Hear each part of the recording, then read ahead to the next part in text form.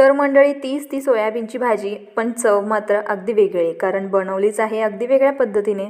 तर आता काय करायचं, सर्वात पहिल्यांदा सोयाबीन घ्यायचे, लहान मोठे कोणतेही घेऊ शकता. गरम पाण्यामध्ये त्याला चांगले भिजवायचे आणि त्यानंतर मग त्यामधलं पाणी लगेच पिळून घ्यायचं आणि त्यानंतर मग कुकर घ्यायचा. कुकरमध्ये तेल घालायचं, 1 चमचा जिरं घालायचं, खडे मसाले घालायचे म्हणजे दालचिनी, लवंग आणि मिरीसुद्धा घालू शकता, तेजपत्ता घालायचं, कांदा घालायचा, थोडंसं टमॅटो घालायचं, आलं लसूण पेस्ट घालायचं. त्यानंतर मग सोयाबीन घालायचे आणि बटाटे जे आहेत साल काढून मस्त त्याचे छोटे छोटे काप करून घालायचे. त्यानंतर मग चवीपुरतं मीठ घालायचं, लाल मिरची पूड, हळद, धनेपूड, गरम मसाला, पावभाजी मसाला, कोणते तुम्हाला मसाले आवडतात ते सगळे घालायचे. आणि त्यानंतर परत त्याला चांगलं मिक्स करून घ्यायचं आणि टॅमॅटो जो आहे त्याची प्युरी करून घ्यायची आणि तीसुद्धा घालायची. त्यानंतर मग त्यामध्ये थोडंसं पाणी घालायचं, 2 ते 3 शिट्ट्या येऊ द्यायच्या आणि बघा झणझणीत अशी आपली सोयाबीनची भाजी तयार.